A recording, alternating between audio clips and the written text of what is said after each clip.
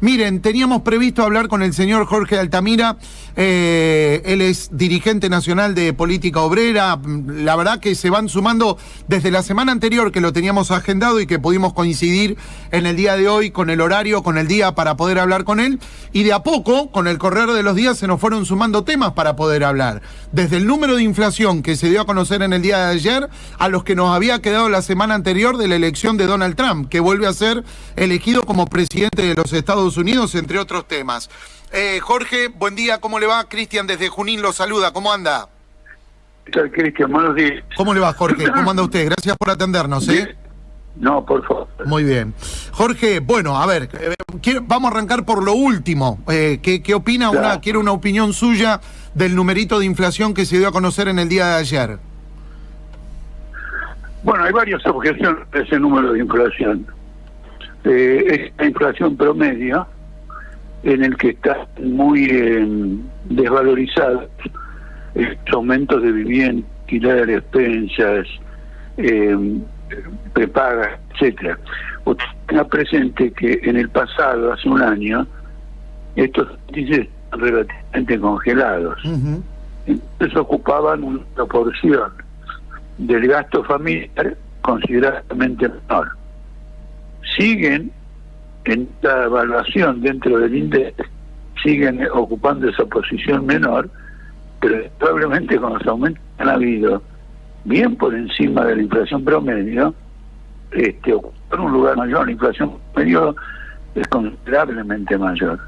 La otra, la única que realmente importa, es la relación con los salarios. Es decir, la relación con los salarios muestra que en el interanual del 2023-2024 la inflación creció un 193%, digamos un 200%. Le pregunto a cualquiera quién gana 3 veces más porque gana el año pasado. Por lo tanto, hay una confiscación del salario absolutamente impresionante. Y usted habló de Trump y de las elecciones. Este es uno de los factores que la prensa internacional atribuyen a la derrota de Biden. ¿Por qué? Porque Biden hizo, o mejor dicho, Milley ha hecho en forma más extrema lo que Biden hizo en Estados Unidos. Es decir, bajó la inflación, que era muy alta, pero los salarios no se ajustaron con relación a lo que habían perdido. Entonces, cuando usted tiene un salario inferior, después se lo ajustan por inflación, lo único que pasa es que conserva un salario inferior. Nadie le está repitiendo todo lo perdido. Entonces se daba el fenómeno curioso que decía la prensa, que la economía norteamericana tenía algún crecimiento, los precios habían caído y sin embargo la gente estaba en contra del gobierno. Tal cual. Estaban contra el gobierno porque estaba mal. Tal cual. Porque le habían confiscado 2 años antes, después de la pandemia, a través de la inflación, le habían confiscado los salarios en una medida muy grande, y es como diciendo, empezamos de nuevo. Ahora empezamos a ajustar a partir de este salario considerablemente inferior. Diferencia entre ese 123% anual, los salarios que fueron de 140%, es absolutamente enorme. Absolutamente enorme. Y el índice está desenfocado, porque ya le vuelvo a repetir, estos aumentos de vivienda, de gas, de luz, servicios, claro, no son proporcionales dentro del índice. Entonces el promedio cae. Si marcara que realmente pesa en la canasta de una familia, usted tendría un mayor. Y después le quiero decir algo más, porque déjeme también que yo aproveche la conversación con usted para sacarme de mis propias broncas, ¿no? El salario, el índice del 2,7 en dólares es del 8%. ¿Por qué? Porque el dólar fue bajando. Usted puede comprar más dólares ahora. Entonces, en dólares, un empresario que, digamos, aumentó el 2,7 para el promedio, obtiene una cantidad de pesos que permite comprar una mayor cantidad de dólares que antes. Y esto es un negociado fenomenal que ningún diario menciona, ¿no es cierto? El negociado de bajar el valor del dólar y mantener una inflación que de todos modos muy alta internacionalmente. Sí, claro. Porque el 3% mensual no existe en el mundo. Ahora, eso es un negocio para unos pocos, Jorge. Indudablemente, pero este es un gobierno para unos pocos. Si le voy a dar un ejemplo concreto, estimamos que se ha perdido el 40% de adquisitivo de los salarios, pero los bonos argentinos de deuda pública han aumentado un 100%. Por lo tanto, tenía bonos que naturalmente no es un obrero metalúrgico, ni es una empleada doméstica. En un año hizo un beneficio, en ningún lugar del mundo lo va a hacer. ¿Por qué? Porque toda la política ha sido orientada a aumentar esa evaluación de los bonos con la idea de que cuando más vengan los bonos, más capitales van a venir a la Argentina. Por eso los capitales no vienen. Lo demuestra que el Banco Central no incrementa las reservas. Jorge, ¿por qué se mira tanto? ¿Por qué uno cuando prende la tele y mira los medios, sobre todo en Buenos Aires, obvio, en Capital Federal, se le da tanta relevancia al triunfo, sobre todo en lo que tiene que ver con Donald Trump? Y desde su punto de vista, ¿qué significa o qué implica que haya ganado Donald Trump? No para Estados Unidos, sino para acá, para Argentina, para este lado del mundo. No, para el conjunto del mundo y para Estados Unidos, es un gobierno profundamente reaccionario. En los ministros que está colocando, que son todos ultraderechistas, y que por lo tanto van a establecer un régimen de ejercimiento de las libertades contra los que opinan en contra del gobierno. Refuerza la seguridad interior, nombra a un exiliado cubano como ministro, como secretario de Estado, un hombre ultraderechista que nunca contó, por ese ultraderechismo, nunca contó con el favor en el pasado para que no en esa posición, ni siquiera por Trump. Entonces la pregunta es la siguiente: ¿por qué retrocede tan profundamente la democracia en Estados Unidos, donde se elige a un hombre que intentó un golpe de Estado en 2021 y que tiene un montón de juicios de todo tipo, por los cuales no ha ido preso simplemente porque la Corte Suprema es mayoría trumpista? Entonces acá viene esta reflexión que hacemos nosotros en Política Obrera, que tiene que ver con un gran retroceso del imperialismo norteamericano en la escala mundial. Se piense que antes Estados Unidos era un país acreedor de los demás países. Hoy Estados Unidos, por todos los déficits fiscales que ha acumulado, deudor de China. China tiene deuda norteamericana por casi 2 billones de dólares. Entonces, este marcado retroceso lleva a un gobierno que quiere reponer la fuerza económica y política de Estados Unidos con medidas brutales. Una de las medidas brutales es la guerra comercial.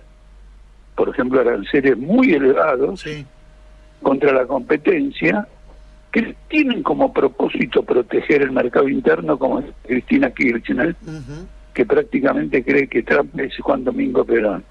No tiene ese propósito. El propósito es un ataque que instiga a la competencia a negociar con Trump y ceder ventajas a Estados Unidos. Si usted le cede esas ventajas, Trump va a bajar los aranceles o los va a anular por completo. ¿Se ve la diferencia? Yo, por ejemplo, tengo una industria en Argentina que quiero que crezca, quiero que desarrolle y todo lo demás. Entonces la protejo por un tiempo para que alcance cierta consistencia, cierto vigor.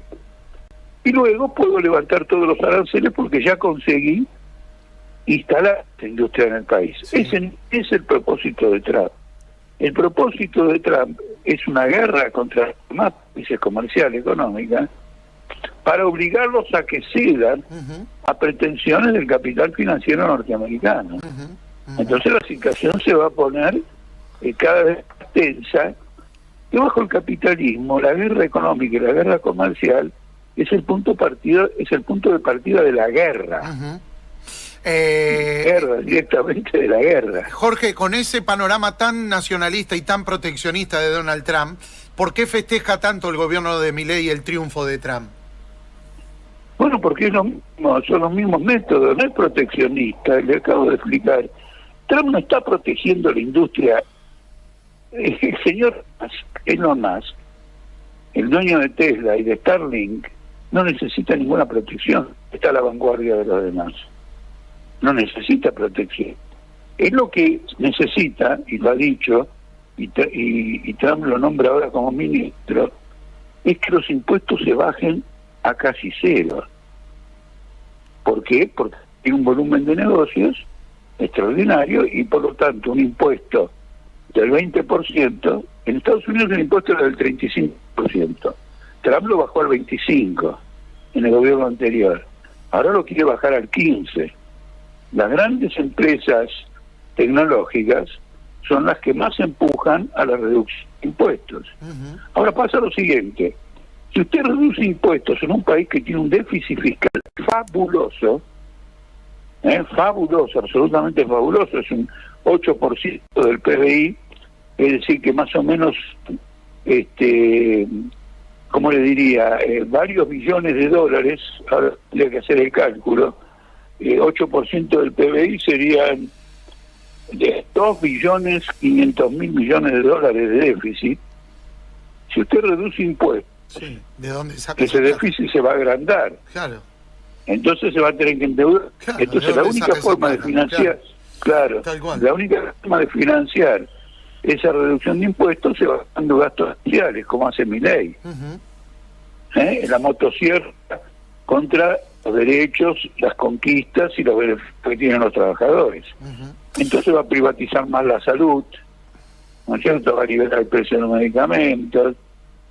Bueno, va a ser un gobierno completamente reaccionario. Vamos a ver las consecuencias que esto va a tener al interior de los Estados Unidos. Vamos a ver las consecuencias que va a tener. Jorge, quiero aprovechar la oportunidad para preguntarle si tiene alguna opinión, alguna postura de lo que pasó ayer en Diputados. Sí, la postura que tengo es lo siguiente, que el Congreso está pintado.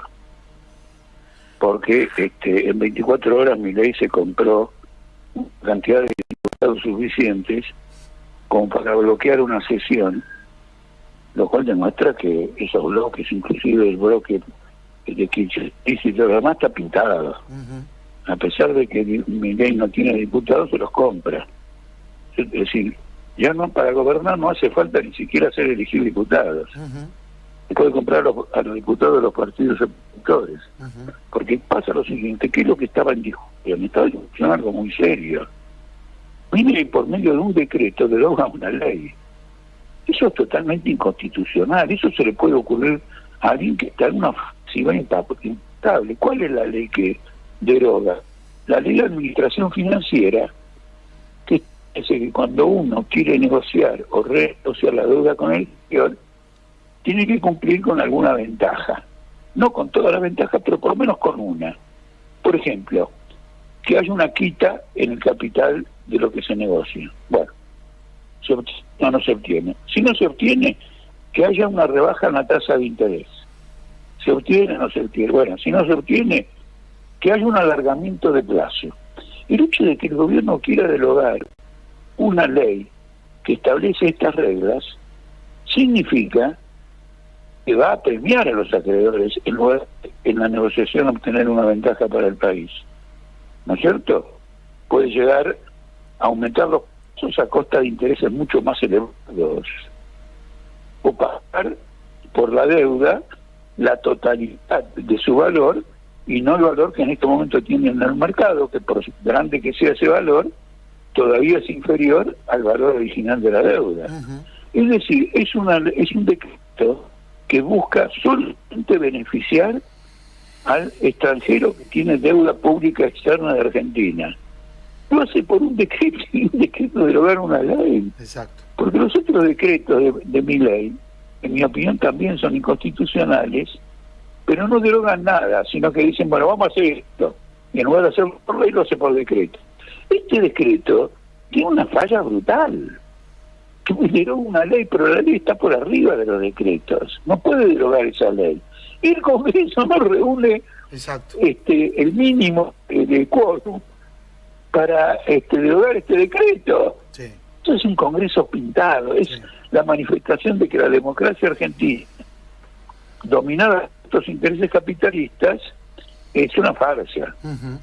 Bueno, aparecieron ayer no solo ahora esta nueva modalidad que tienen, que la política, o aquí en la Argentina tenemos esta, no sé si virtud o no, pero que enseguida los peronistas con peluca, los radicales con peluca, algunos acompañando, ayer creo que fueron 7 u 8 diputados hasta del propio partido Unión por la Patria que ni siquiera bajaron al recinto, ¿no? Entre otros. Bueno, claro, bueno, yo creo que, le digo esto, que es así, se los ha comprado a todos, los amenazó, porque les ha dicho lo siguiente: no les voy a dar plata en el presupuesto nacional a las provincias. Los gobernadores apretaron a los diputados.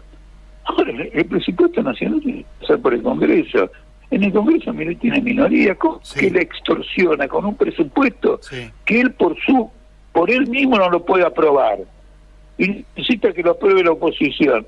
Entonces la oposición puede aprobar su propio presupuesto, al mismo tiempo impedir que un decreto derogue una ley que es además perjudicial, ese decreto, además de derogar la ley, para Argentina. Yo quiero que hagan esta reflexión, en este momento los oyentes, ¿no? Que hagan esta reflexión para que vean que el pueblo argentino está metido en un impasse, porque tiene un escenario de políticos que son unos peores que los otros.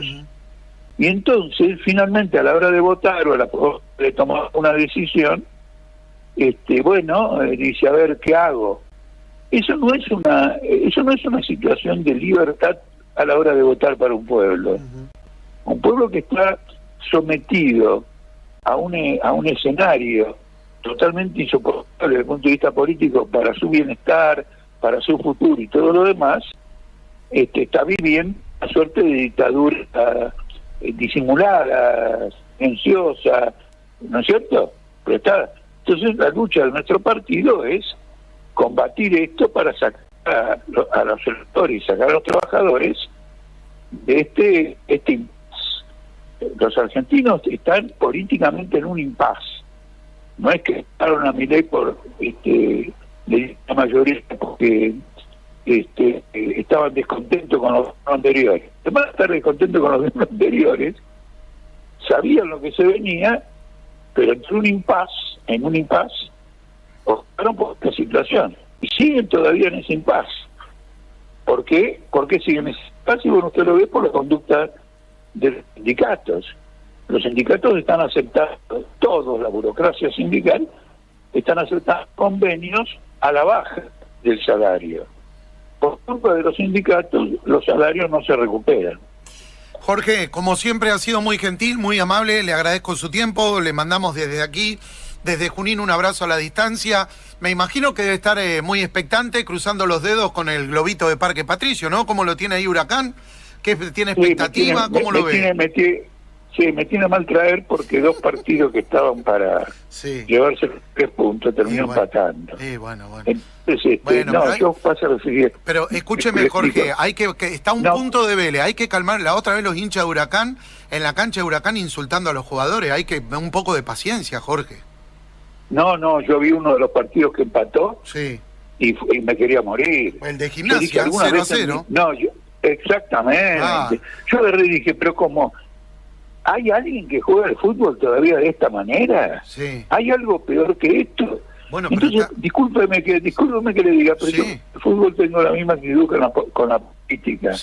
Me establezco un desafío y creo que hay que pelear con el desafío, que tener la personalidad para encarar ese desafío. Así, son los hinchas críticos de Huracán, pero debo decir que soy el más antiguo que debe haber, porque empecé a seguir a los 6 años. Bien. Pero bueno, están segundo. Imagínese si estuviera de mitad de tabla para abajo, qué panorama, ¿no? Estamos segundos y a un punto. Y a un punto, claro, por eso. Claro, así que bueno, ahí a cruzar los dedos. Mantendré la moral, la personalidad para decir esta es la mía. Sí, señor. Y nadie me la roba. Sí, señor. Veremos a ver qué pasa. Jorge, un abrazo, gracias, hasta la próxima. Chau, gracias.